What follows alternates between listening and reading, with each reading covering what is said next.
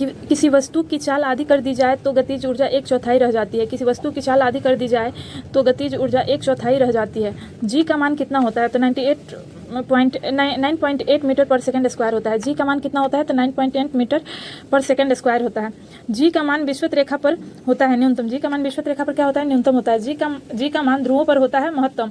जी का मान ध्रुवों पर क्या होता है? महत्तम होता है। पृथ्वी की सतह से ऊपर या नीचे जाने पर जी का मान घटता है। पृथ्वी की सतह से ऊपर या नीचे जाने पर जी का मान क्या होता है? घटता है। पृथ्वी की घूर्णन गति बढ़ने पर जी का मान कम हो जाता है। पृथ्वी की घूर्णन गति बढ़ने पर जी का मान कम हो जाता है। पृथ्वी की घूर्णन गति घटने पर जी का मान बढ़ जाता है। पृथ्वी की घूर्णन गति घटने पर जी का मान बढ़ जाता है। पृथ्वी के केंद्र पर जी का मान 0 होता है। पृथ्वी के केंद्र पर जी का मान क्या होता है? 0 होता है। पृथ्वी के लिए पलायन वेग का मान क्या होता है? तो 11.2 किलोमीटर पर सेकंड होता है। पृथ्वी के लिए पलायन वेग का मान कितना होता है? तो 11.2 किलोमीटर पर सेकंड होता है। सूर्य के लिए पलायन वेग का मान क्या होता है? तो 42 किलोमीटर पर सेकंड होता है। सूर्य के लिए पलायन वेग का मान कितना होता है? तो 42 किलोमीटर पर सेकंड होता है। चंद्रमा के लिए पलायन वेग का मान कितना होता है? तो 2.37 किलोमीटर पर सेकंड होता है। चंद्रमा के लिए पलायन वेग का मान कितना होता है? 2.37 किलोमीटर पर सेकंड होता है। पृथ्वी की सतह के ऊपर जाने पर वायुमंडलीय दाब कम हो जाता है। पृथ्वी की सतह से ऊपर जाने पर वायुमंडलीय दाब क्या होता है? कम हो जाता है। वायुमंडलीय दाब को मापा जाता है बैरोमीटर से। वायुमंडलीय दाब को मापा जाता है बैरोमीटर से। बैरोमीटर का पठनांक जब अचानक नीचे गिरता है तो आंधी आने की संभावनाएं होती है। बैरोमीटर का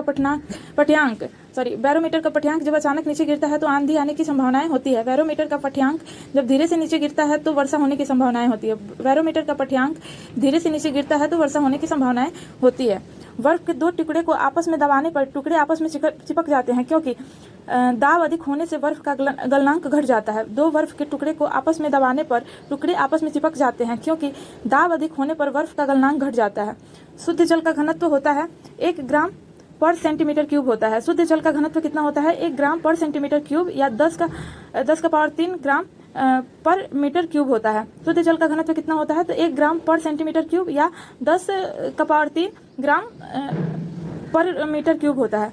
बर्फ का घनत्व होता है 0.9 ग्राम पर सेंटीमीटर क्यूब होता है। बर्फ का घनत्व होता है 0.9 ग्राम पर सेंटीमीटर क्यूब होता है। दाब का घनत्व अधिक होने पर पृष्ठीय तनाव बढ़ जाता है। दाब का घनत्व अधिक होने पर पृष्ठीय तनाव क्या होता है? बढ़ जाता है। द्रव का घनत्व अधिक होने पर पृष्ठीय तनाव बढ़ जाता है। द्रव का घनत्व बढ़ने पर कोशिका नली में कम चढ़ता है। द्रव का घनत्व बढ़ने पर कोशिका नली में कम चढ़ता है। ताप बढ़ने पर दाब की शून्यता घट जाती है। ताप बढ़ने पर दाब की शून्यता क्या होती है? घट जाती है। ताप बढ़ने पर गैस की शून्यता बढ़ती है। ताप बढ़ने पर गैस की शून्यता बढ़ती है। आंधी आने पर छप्पर का उड़ना किस सिद्धांत पर आधारित है? तो बर्नौली के सिद्धांत पर। आंधी आने पर छप्पर का उड़ना किस सिद्धांत पर आधारित है? बर्नौली के सिद्धांत पर।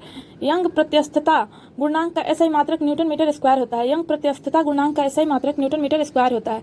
यंग प्रत्यस्थता गुणांक का बीमा होता है ml का पावर -1 t का पावर -2 होता है।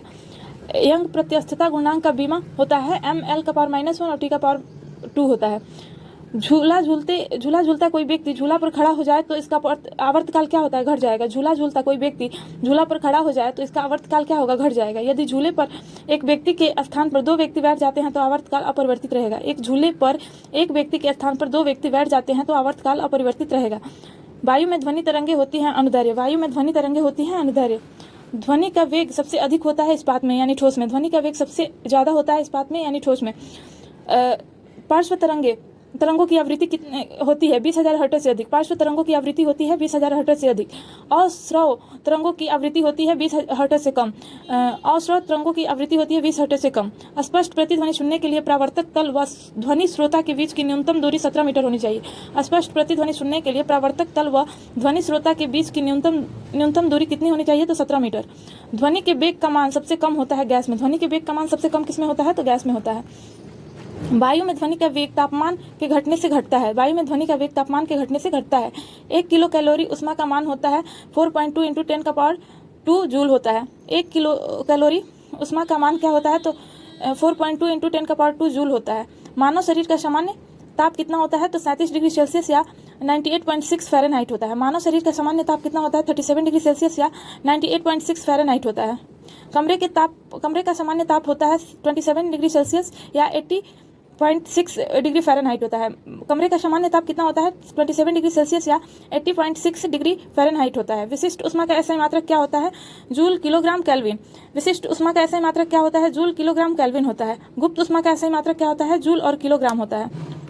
केल्विन तापमापी में बर्फ का गलनांक होता है 273 के होता है। केल्विन तापमापी में बर्फ का गलनांक होता है 273 के होता है। झरने में जब जल ऊंचाई से गिरता है तो उसका ताप बढ़ जाता है। झरने में जब जल ऊंचाई से गिरता है तो उसका ताप बढ़ जाता है। ताप के सेल्सियस पैमाने पर परम शून्य ताप होता है -273 डिग्री सेल्सियस होता है। ताप के सेल्सियस पैमाने पर परम शून्य ताप होता है -273 डिग्री सेल्सियस।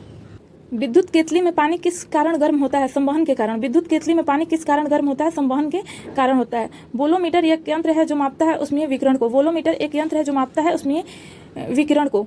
किसी ठोस पदार्थ के बिना द्रव में बदले सीधे वाष्प अवस्था में परिवर्तित हो जाना ऊर्ध्वपातन कहलाता है। किसी ठोस पदार्थ का बिना द्रव में बदले सीधे वाष्प अवस्था में परिवर्तित हो जाना ऊर्ध्वपातन कहलाता है। जिस ताप पर कोई ठोस पदार्थ उष्मा पाकर द्रव में परिणत होता है कहलाता है गलनांक। जिस ताप पर कोई ठोस पदार्थ उष्मा पाकर द्रव में परिणत होता है कहलाता है गलनांक। जिस ताप पर कोई द्रव उष्मा पाकर वाष्प में बदलता है उसे क्वथनांक कहते हैं। जिस ताप पर कोई द्रव उष्मा पाकर वाष्प में बदलता है कहलाता है क्वथनांक। द्रव से वाष्प में पदार्थ की अवस्था परिवर्तन को क्या कहते हैं? वाष्पन। द्रव से वाष्प में पदार्थ की अवस्था परिवर्तन को क्या कहते हैं? वाष्पन। ठोस से द्रव में पदार्थ की अवस्था परिवर्तन को गलन कहते हैं। ठोस से द्रव अवस्था में परिवर्तन को गलन कहते हैं। जब दाब बढ़ने से किसी द्रव का क्वथनांक बढ़ेगा। दाब बढ़ने से किसी द्रव का क्वथनांक क्या होगा? बढ़ेगा। तेज हवा वाली रात्रि में ओस नहीं बनती है क्योंकि वाष्पीकरण की दर तेज होती है। तेज हवा वाली रात्रि में ओस नहीं बनती है क्योंकि वाष्पीकरण की दर तेज होती है। ठोस कपूर से कपूर वाष्पन बनाने की प्रक्रिया को ऊर्ध्वपातन कहते हैं। ठोस कपूर से कपूर वाष्पन बनाने की प्रक्रिया को ऊर्ध्वपातन कहते हैं। बर्फ की गलन की गुप्त उष्मा का मान होता है 80 कैलोरी पर ग्राम। बर्फ की गलन की गुप्त उष्मा का मान होता है 80 कैलोरी पर ग्राम। वाष्प की गुप्त उष्मा होती है 536 कैलोरी पर ग्राम होता है। वाष्प की गुप्त उष्मा होती है 536 कैलोरी पर ग्राम।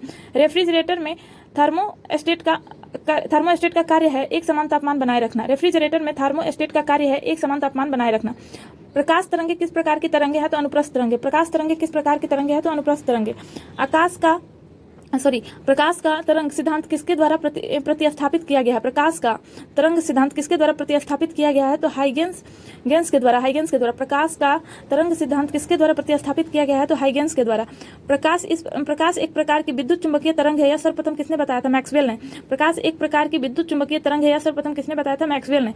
किसने सर्वप्रथम यह दिखलाया कि प्रकाश तरंगों का विवर्तन होता है? ग्रोमाल्डी ने। किसने सर्वप्रथम यह दिखलाया कि प्रकाश तरंगों का विवर्तन होता है? तो ग्रोमाल्डी ने। प्रकाश विद्युत प्रभाव का प्रतिपादन किसने किया था? प्रकाश विद्युत प्रभाव का प्रतिपादन किया था आइंस्टीन ने। प्रकाश विद्युत प्रभाव का प्रतिपादन किसने किया था? तो आइंस्टीन ने।